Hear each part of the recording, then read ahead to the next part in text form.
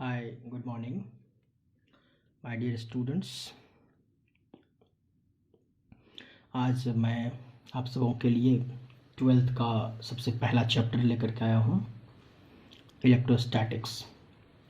बहुत ही important chapter है ये 12th का। ठीक है, तो स्टार्ट करते हैं हम लोग इलेक्ट्रोस्टैटिक्स।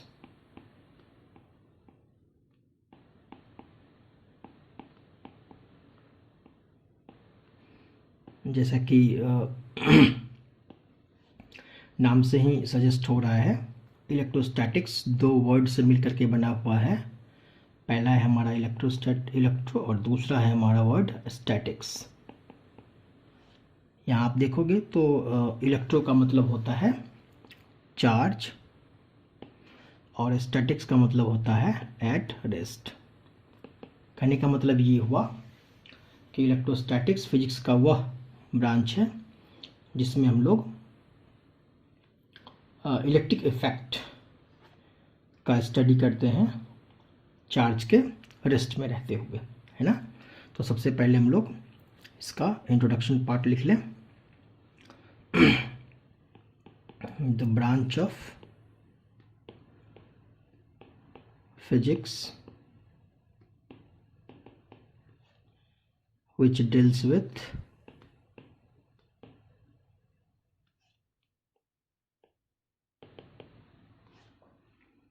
electric effect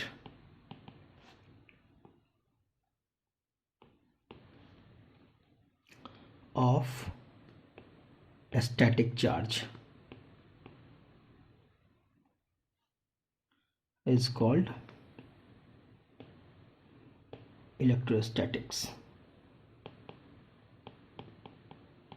ठीक है, तो ये था हमारा बेसिक डेफिनेशन पार्ट इलेक्ट्रोस्टैटिक्स का। अब यहाँ पे हम देखते हैं कि भाई सबसे इम्पॉर्टेंट वर्ड जो यूज़ हुआ है वो है चार्ज। ठीक है, तो अब हम लोग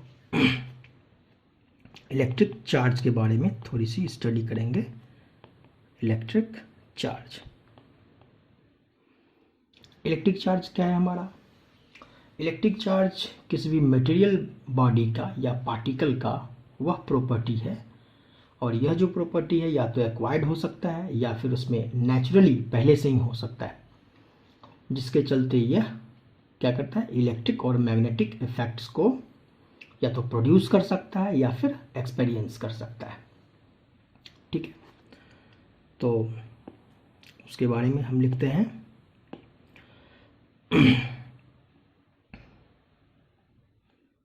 charge of a material body or particle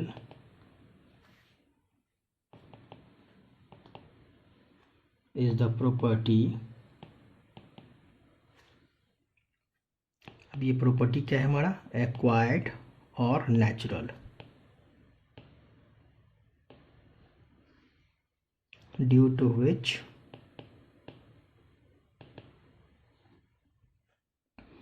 it produces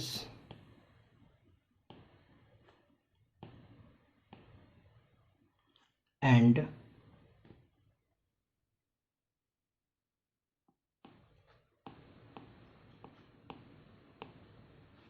experiences electrical and magnetic effects। ठीक है, अब कुछ नेचुरली चार्ज पार्टिकल्स हैं, some naturally charged particles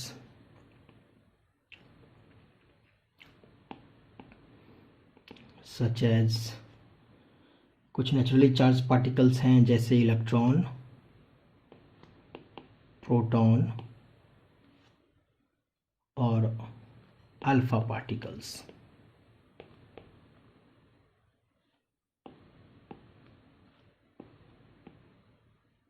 etcetera.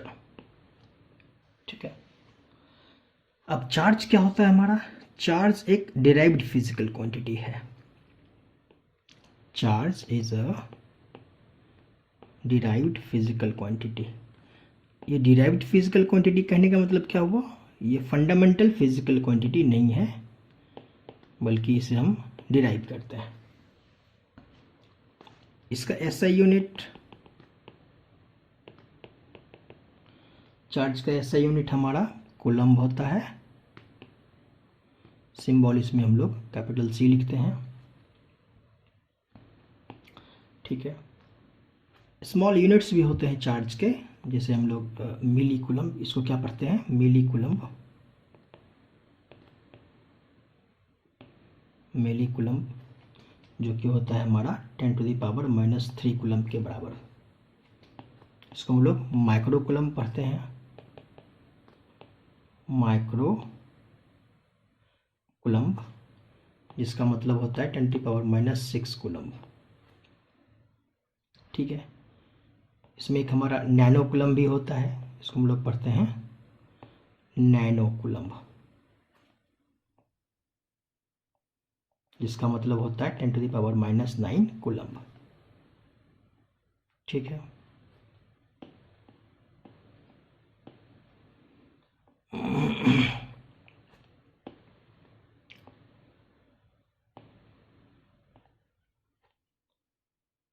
एक इसमें सीजीएस यूनिट भी होता है। सीजीएस यूनिट की बात करें तो इसमें सीजीएस यूनिट ऑफ चार्ज है हमारा इलेक्ट्रोस्टैटिक यूनिट, ESU। इसको हम लोग बोलते हैं इलेक्ट्रोस्टैटिक यूनिट, ठीक है। यदि हम कन्वर्जन की बात करें तो 1 कूलम्ब इक्वल टू होता है 3 × 10⁹ ESU, इलेक्ट्रोस्टैटिक यूनिट। इसकी डायमेंशनल फार्मूला की बात करें, डायमेंशन की बात करें तो इसका डायमेंशन होता है हमारा m0 l0 t1 i1, ठीक है। नेक्स्ट है क्या कि ये चार्ज डेवलप क्यों होता है। चार्ज डेवलपमेंट के पीछे रीज़न क्या है, रीज़न बिहाइंड चार्ज डेवलपमेंट। आप देखते हो कि कहीं पे भी चार्ज डेवलप हो रहा है तो चार्ज डेवलपमेंट होता है केवल इलेक्ट्रॉन के ट्रांसफ़र से। एक ऑब्जेक्ट से दूसरे ऑब्जेक्ट में जब इलेक्ट्रॉन ट्रांसफ़र होता है तो फिर चार्ज डेवलप होता है, ठीक है। इसलिए हम लोग लिखेंगे charge is developed due to transfer of electrons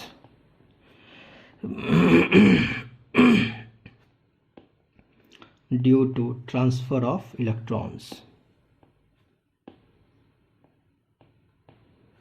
transfer of electrons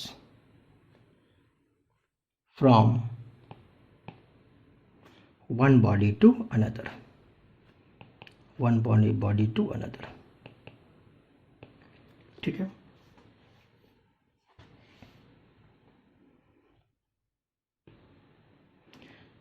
next हम लोग इसको और थोड़ा इलेबरेट करते हैं।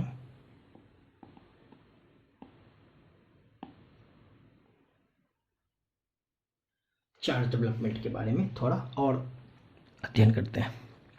जैसे मान लो मैं कहूँ सोडियम के बारे में, ये हमारे पास सोडियम का कोई न्यूट्रल एटम है, तो इस सोडियम के न्यूट्रल एटम के पास ये जो एटॉमिक नंबर है इसका, ये 11 है एटॉमिक नंबर सोडियम का, और ये हमारा इनिशियली क्या है, न्यूट्रल एटम है। तो न्यूट्रल एटम कहने का मतलब क्या होता है भाई, इसमें नंबर ऑफ प्रोटॉन वो होता है 11 और नंबर ऑफ इलेक्ट्रॉन वो होता है, वो भी होता है 11। यदि हम नेट चार्ज की बात करें इस सोडियम एटम के लिए, तो नेट चार्ज इक्वल टू होता है 11 इंटू प्लस 1.6 इंटू 10⁻⁹ कूलम्ब। ये प्लस प्रोटॉन का चार्ज होता है plus 11 number of minus 1.6 into 10⁻⁹ coulomb. इसको हम सॉल्व करेंगे तो नेट रिजल्ट आएगा हमारा 0। कहने का सेंस ये हुआ कि जब भी हमारा नेट चार्ज 0 होता है किसी भी एटम में, तो उसको हम लोग बोलते हैं न्यूट्रल एटम। जैसा कि यहाँ पे सोडियम एटम हमारे लिए न्यूट्रल एटम है। अब क्या हुआ, इस सोडियम एटम से एक इलेक्ट्रॉन, मान लो 1 इलेक्ट्रॉन हैज रिमूव्ड। अब इस सोडियम एटम से एक इलेक्ट्रॉन मान लो मैंने निकाल दिया, तो देखो क्या हुआ कि भाई अब इस सोडियम एटम में नंबर ऑफ प्रोटॉन की बात कोई करेगा तो वो तो वही रहेगा 11, बट नंबर ऑफ इलेक्ट्रॉन की बात करेगा तो अब नंबर ऑफ इलेक्ट्रॉन, चूंकि एक इलेक्ट्रॉन निकल चुका है इसीलिए अब नंबर ऑफ इलेक्ट्रॉन की संख्या हो जाएगी 10। ठीक है, अब फिर से हम कैलकुलेट करते हैं नेट चार्ज। तो अब जो एटम पे नेट चार्ज होगा वो होगा 11 इंटू प्लस 1.6 इंटू 10⁻⁹ कूलम्ब, ये प्रोटॉन का चार्ज हो गया, प्लस 10 नंबर ऑफ इलेक्ट्रॉन मतलब माइनस 1.6 इंटू 10⁻⁹ कूलम्ब। इसको जब हम सॉल्व करते हैं तो रिजल्ट आता है प्लस 1.6 इंटू 10⁻⁻⁹ कूलम्ब। तो मैंने यहाँ पर क्या पाया कि टोटल चार्ज ये क्या हो गया हमारा पॉजिटिव चार्ज। ठीक है, इसका मतलब ये हुआ कि जब भी हम सोडियम के न्यूट्रल एटम से एक इलेक्ट्रॉन को रिमूव कर देते हैं तो यहाँ पे जो चार्ज डेवलप होता है वो होता है पॉजिटिव चार्ज डेवलपमेंट। कहने का मतलब ये हुआ कि जब भी किसी एटम से इलेक्ट्रॉन रिलीज करेगा या यूं को निकलेगा, रिमूव करेगा, तो वो पॉजिटिवली चार्ज होगा, और इसका वाइस वर्सा होता है, जब भी किसी एटम में इलेक्ट्रॉन ऐड होगा तो वहां पे नेगेटिव चार्ज डेवलप होगा। मोटे तौर पर हम समझें तो चार्ज डेवलपमेंट के लिए कौन रिस्पॉन्सिबल है, इलेक्ट्रॉन का ट्रांसफर। ठीक है, तो उस पॉइंट को यहाँ पे हम मेंशन कर लेते हैं।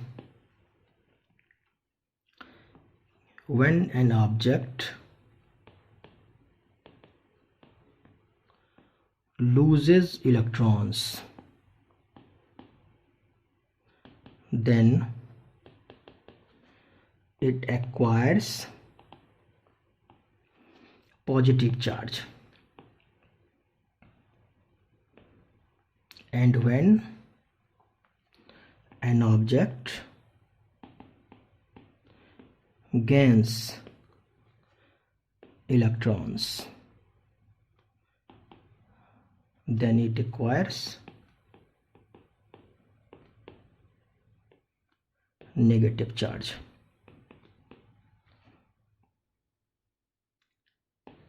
ठीक है, तो बेसिकली क्या हुआ कि चार्ज डेवलपमेंट का काम इलेक्ट्रॉन की वजह से हुआ, इलेक्ट्रॉन के ट्रांसफर की वजह से।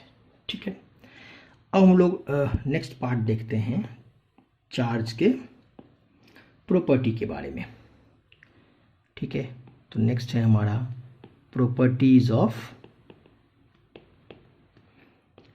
चार्ज। ठीक है, इसका फर्स्ट पॉइंट है charge is scalar quantity. Charge क्या है हमारा, स्केलर क्वांटिटी है। Charge is a scalar quantity. अब स्केलर क्वांटिटी होने की वजह से इसको हम लोग अलजेब्रिकली ऐड कर सकते हैं।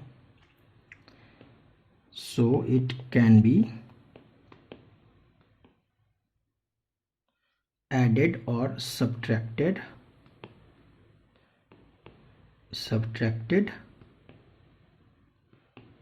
algebraically।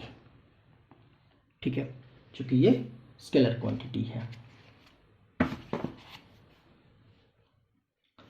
नेक्स्ट है हमारा नेक्स्ट प्रॉपर्टी, चार्ज दो तरह के होते हैं। चार्ज इज ऑफ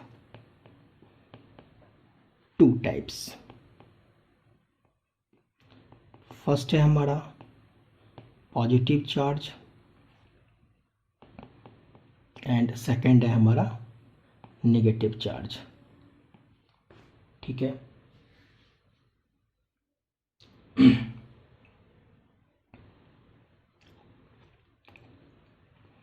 जैसा कि अभी थोड़ी देर पहले हमने डिस्कस किया है, charging of any body is done by transfer of charge या ट्रांसफर ऑफ इलेक्ट्रॉन्स। इलेक्ट्रॉन के ट्रांसफर से ही हम लोग चार्ज का डेवलपमेंट कर सकते हैं। ठीक है, अब पॉजिटिवली चार्ज का मतलब क्या हुआ हमारा? पॉजिटिवली चार्ज्ड अ बॉडी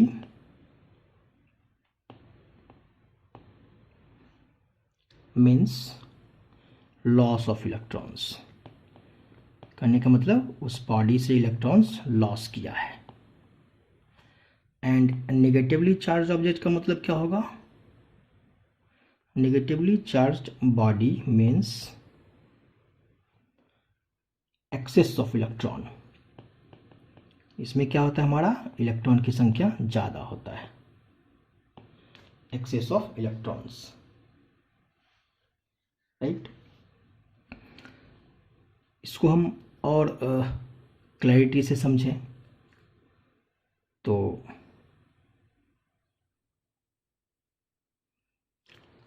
मान लो हमारा कोई ऑब्जेक्ट ए है, इससे इलेक्ट्रॉन निकल गया तो उसको माइनस लिखेंगे। तो अब क्या होगा? ये ऑब्जेक्ट चूंकि इलेक्ट्रॉन निकला है तो ये हो जाएगा हमारा पॉजिटिवली चार्ज्ड। ठीक है, पहले ये हमारा क्या था? न्यूट्रल था। अब क्या हुआ है? यहाँ से इलेक्ट्रॉन निकला है तो ये हो गया पॉजिटिवली चार्ज्ड। हम माइक्रोस्कोपिकली इसके मास की बात करें तो इसका मास ma मान लेते हैं न्यूट्रल का, और जब वो चार्ज हो गया तो इसकी मास को ma स्टार मान लेते हैं। ठीक है, इसके रेडियस को हम लोग ra मान लेते हैं और इसके रेडियस को ra स्टार मान लेते हैं। अब हम थोड़ा कंपेयर करना चाहते हैं कि न्यूट्रल ऑब्जेक्ट ए का मास और चार्ज्ड ऑब्जेक्ट ए का मास में क्या रिलेशन है। तो है क्या कि कुछ मात्रा में इलेक्ट्रॉन ए से निकला है, इसलिए कुछ भी मास, बहुत स्मॉल मास ही क्यों ना हो, इलेक्ट्रॉन का मास कुछ निकला है। इसका मतलब अब ma स्टार जो है, मतलब बाद वाला मास, वो मास पहले वाले से थोड़ा सा कम होगा, यानी कि ma star is slightly lesser than ma। अब जब रेडियस की बात करेंगे तो चूंकि ये चार्ज हो गया है ऑब्जेक्ट, तो चार्ज होने की वजह से चार्ज के बीच रिपल्सन बढ़ता है, तो रिपल्सन होने की वजह से उसका साइज बढ़ जाता है।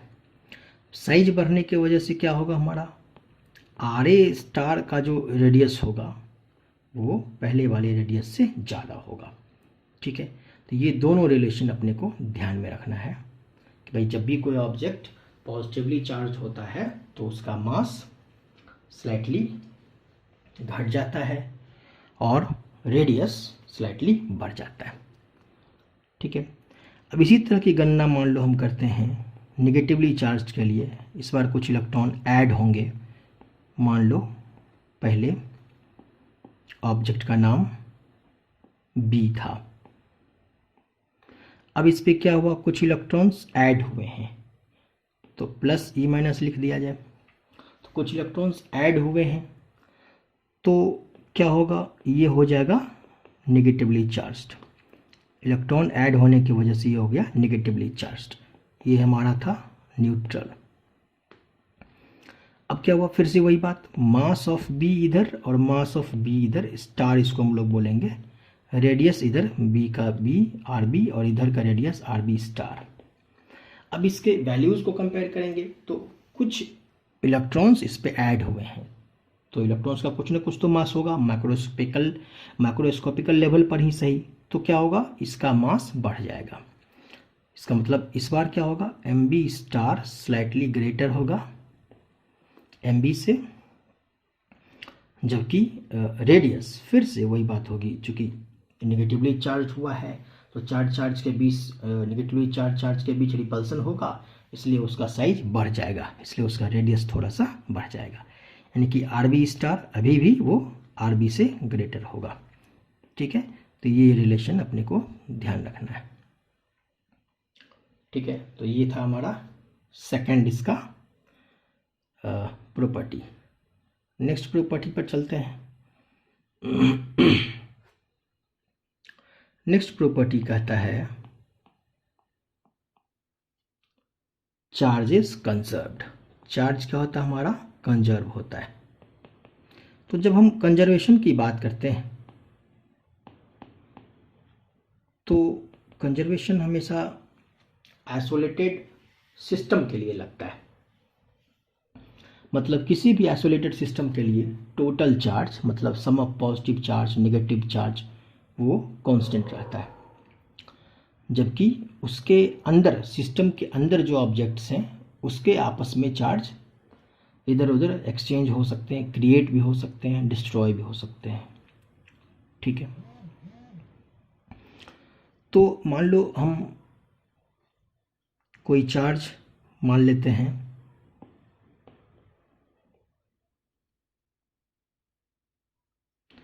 कोई चार्ज मान लेते हैं यहाँ पे है मान लो Q1 और यहाँ पे है मान लो चार्ज दूसरा Q2।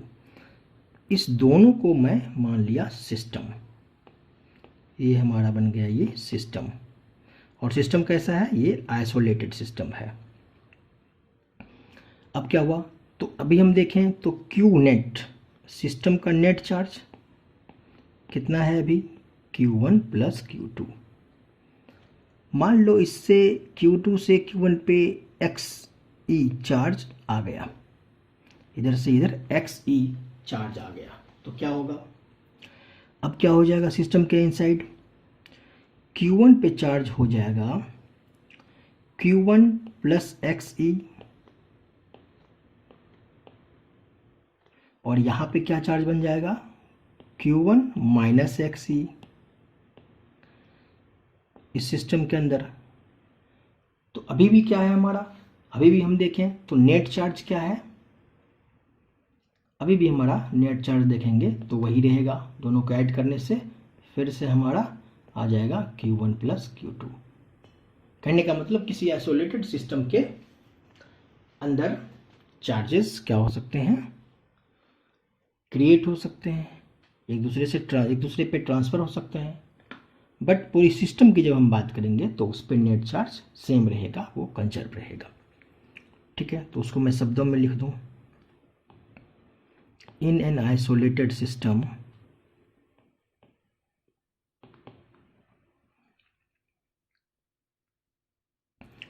Total charge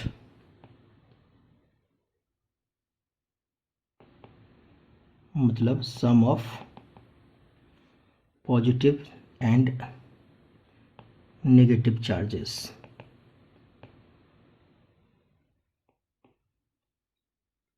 remains constant. ये सब मिल करके कांस्टेंट रहेंगे, remains constant. whatever changes takes place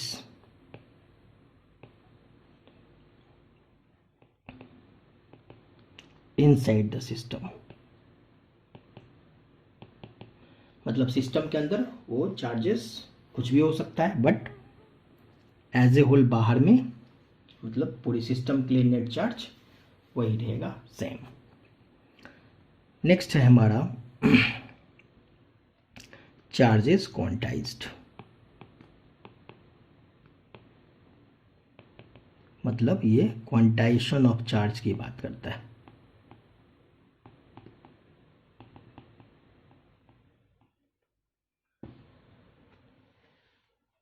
अब ये क्वांटाइजेशन कहने का मतलब ये हुआ कि किसी भी बॉडी पे जो चार्ज होगा वो इंटीग्रल मल्टीपल होगा fundamental unit of electric charge का। मतलब जो इलेक्ट्रॉनिक चार्ज है, फंडामेंटल यूनिट इलेक्ट्रिक चार्ज का इलेक्ट्रॉनिक चार्ज है, तो उसका इंटीग्रल मल्टीपल होगा। ठीक है, तो हम लिख सकते हैं यहाँ पे charge on any body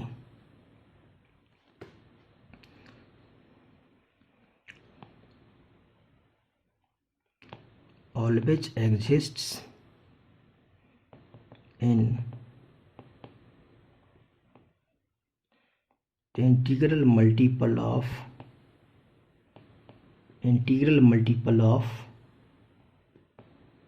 a fundamental unit of charge, fundamental unit of charge, that is electronic charge।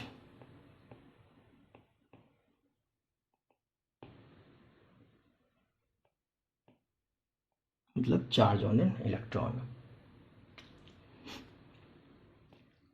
तो इलेक्ट्रॉनिक चार्ज का मतलब 1 इक्वल टू कितना वैल्यू है हमारा, मैग्नीट्यूड की बात करें तो 1.6 इंटू 10⁻19 कूलम्ब।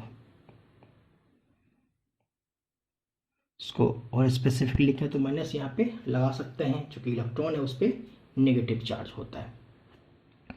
यदि हम अमाउंट ऑफ चार्ज की बात करेंगे कि टोटल अमाउंट ऑफ चार्ज कितना होगा, तो amount of charge equal to हमारा हो जाएगा plus minus n into magnitude of electronic charge, that is q equal to plus minus n into magnitude of electronic charge. और यहाँ पे n क्या है हमारा, n belonging to integer.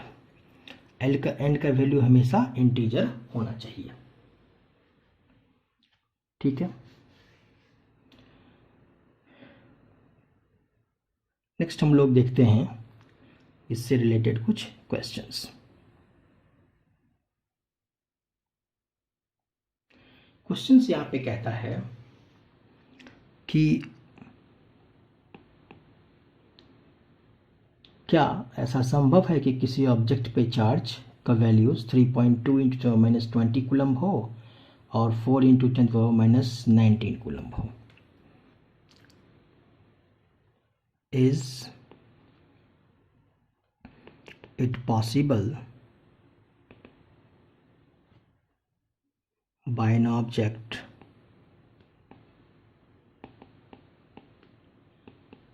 to have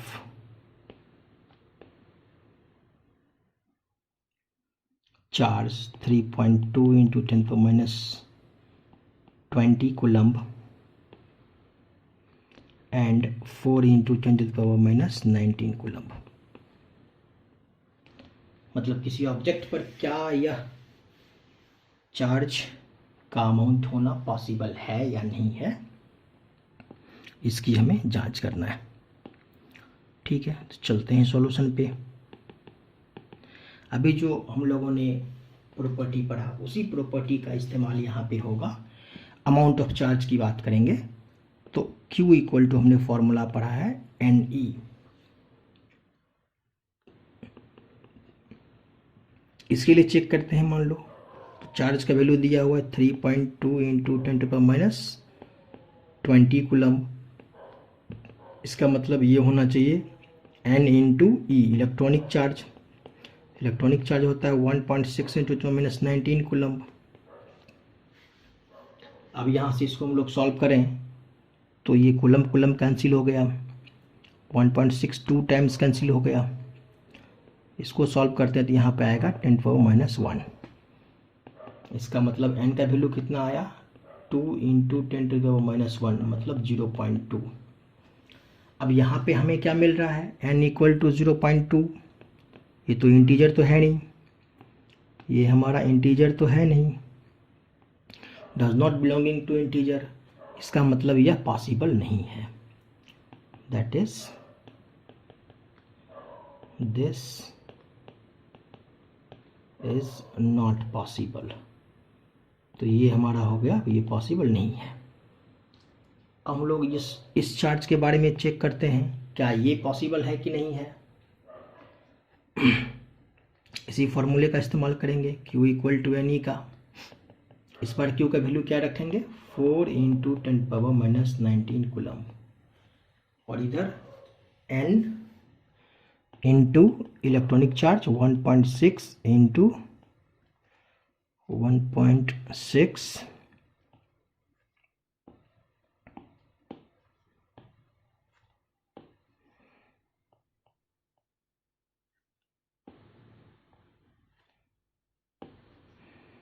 N into 1.6 into 10⁻⁹ coulomb. इसको solve करते हैं तो यहाँ पे हमारा कूलम कूलम कैंसिल हो जाएगा, ये भी कैंसिल हो जाएगा। तो n का वैल्यू हम फाइंड करें तो n इक्वल टू हो जाएगा 4/1.6। सॉल्व करने पे आएगा 2.5। यहाँ पर भी हम क्या देख रहे हैं भाई, n does not belongs to integer.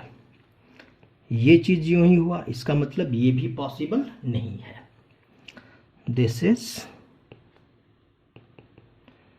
Also not possible. करने का मतलब ये हुआ कि ये जो क्वेश्चन थे हमारे पास, इसमें कोई भी चार्ज किसी भी ऑब्जेक्ट पे होना पॉसिबल नहीं है। ठीक है, नेक्स्ट हम लोग देखते हैं। नेक्स्ट इसमें एक रिसेंटली रिसर्च हुआ है कि जो चार्ज है वो इंटीग्रल मल्टीपल तो होनी ही चाहिए, बट एक यहाँ पे रिसेंटली रिसर्च हुआ है, एग्जिस्टेंस ऑफ कुछ चार्जेस हैं जिसको पार्टिकल्स को क्वार्क्स कहा गया। क्वार्क्स के बारे में थोड़ा सा स्टडी कर लेते हैं। क्वार्क्स एक ऐसा पार्टिकल है, this is a kind of particle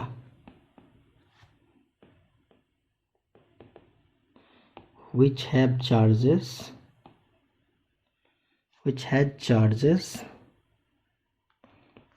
plus minus 1/3e and plus minus 2/3e। तो ये जो चार्ज है हमारा, यहाँ पे क्लियर दिख रहा है कि ये इलेक्ट्रॉनिक चार्ज का फ्रैक्शनल पार्ट है, सही है। But it's life period is very small. अब चूंकि इसका लाइफ पीरियड बहुत कम है, इसलिए इसको कंसीडर नहीं किया जाता है as fundamental particles. So it is not considered as fundamental particle. ठीक है, तो क्वार्क्स के बारे में थोड़ी सी जानकारी रखनी चाहिए थी। नेक्स्ट है हमारा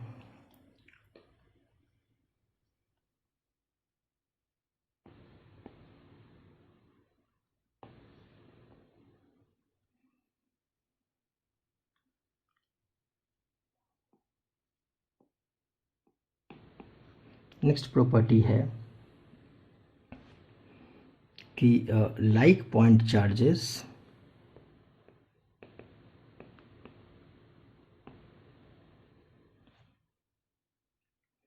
repel each other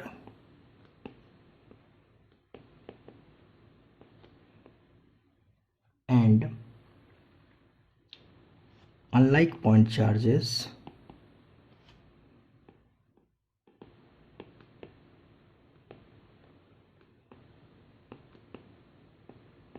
attract each other। मतलब यदि प्लस प्लस इंटरेक्ट कर रहा है तो यहाँ पे होगा रिपल्सन,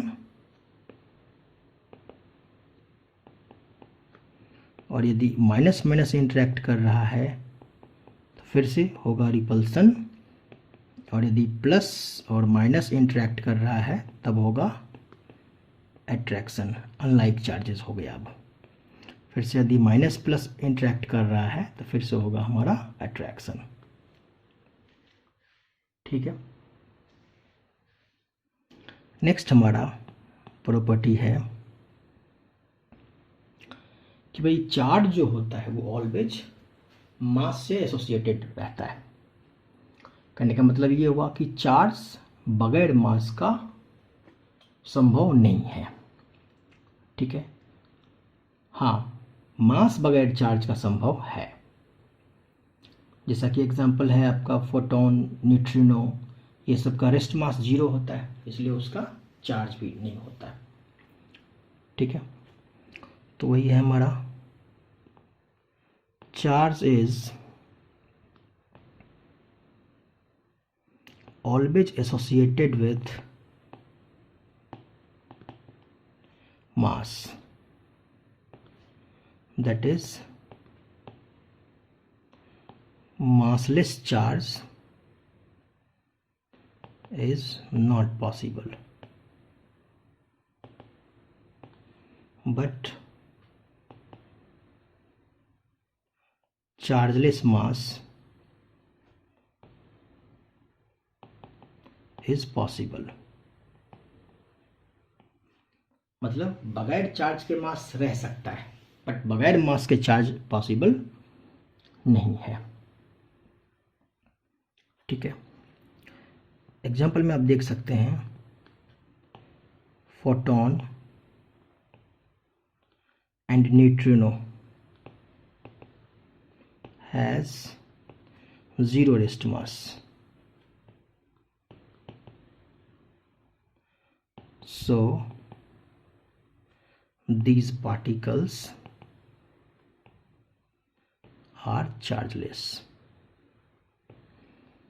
तो फोटोन और न्यूट्रिनो हमारा 0 रेस्ट मास है, मतलब उसका रेस्ट मास 0 होता है, इसीलिए वो चार्जलेस होता है। ठीक है। नेक्स्ट प्रॉपर्टी हम लोग देखते हैं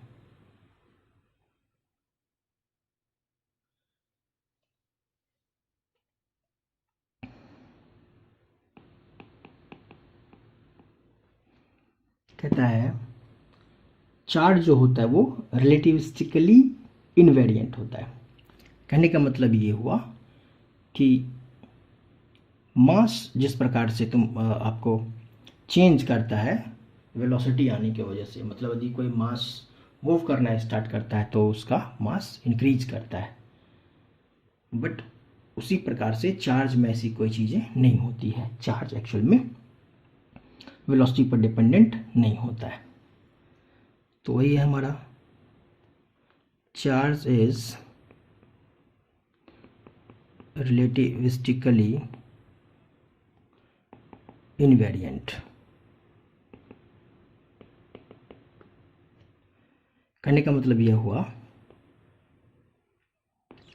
कि magnitude of charge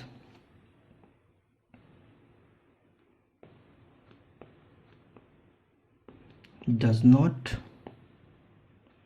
depend on velocity,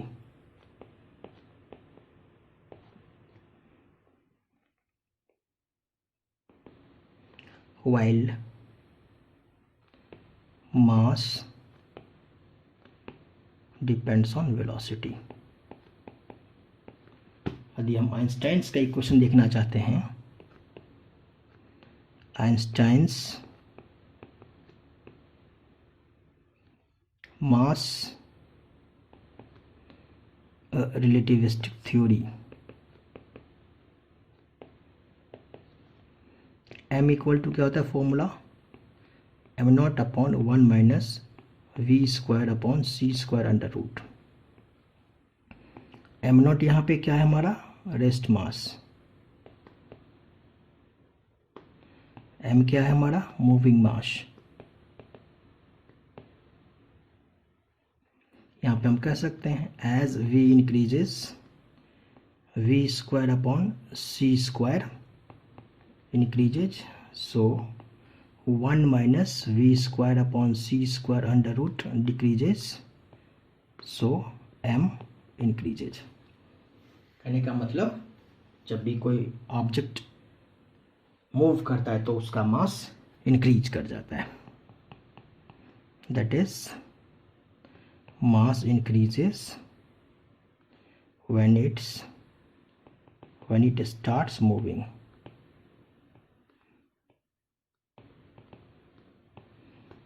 सो हम ये कह सकते हैं कि मास की तरह चार्ज का मैग्नीट्यूड चेंज नहीं करता है जब ये मूव करना शुरू कर देता है। ठीक है, नेक्स्ट प्रॉपर्टी है हमारा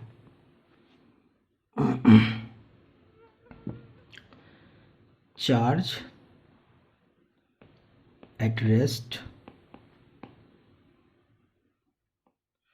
produces only electric field,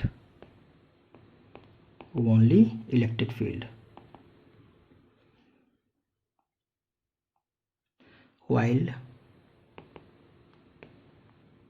charge moving with constant speed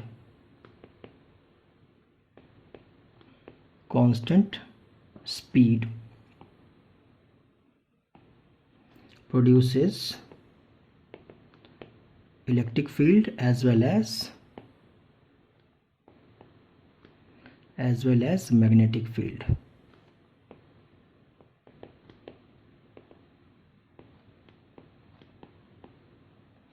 And when charge moves with some acceleration,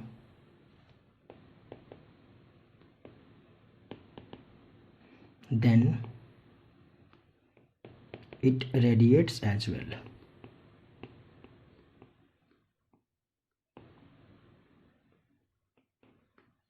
Okay, now next property is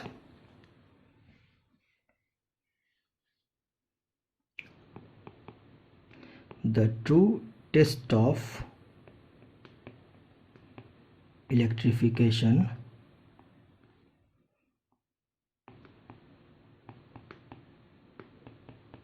is repulsion, not attraction।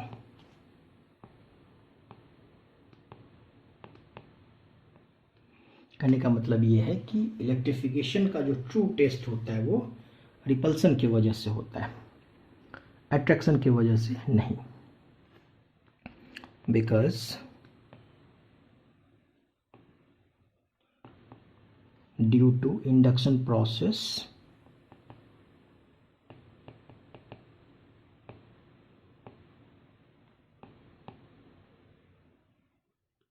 a charged body can attract a neutral body। Okay, so ये जो यहाँ पे मैंने बातें कही है induction process, इसकी चर्चा हम लोग आगे करेंगे, जो हम स्टडी करेंगे कि किस तरह से चार्ज का डेवलपमेंट होता है। ठीक है, मेथड्स ऑफ चार्ज डेवलपमेंट, उसमें एक इंडक्शन प्रोसेस आता है। तो वहाँ पे हम लोग इस प्रॉपर्टी को और क्लैरिफाई करेंगे और अच्छे तरीके से चीज़ों को समझेंगे। ठीक है, तो इस वीडियो में हम यहीं तक रखते हैं। ठीक है, नेक्स्ट वीडियो में इसके आगे हम मेथड्स ऑफ चार्जिंग की बात करेंगे। ठीक है, ओके, थैंक यू।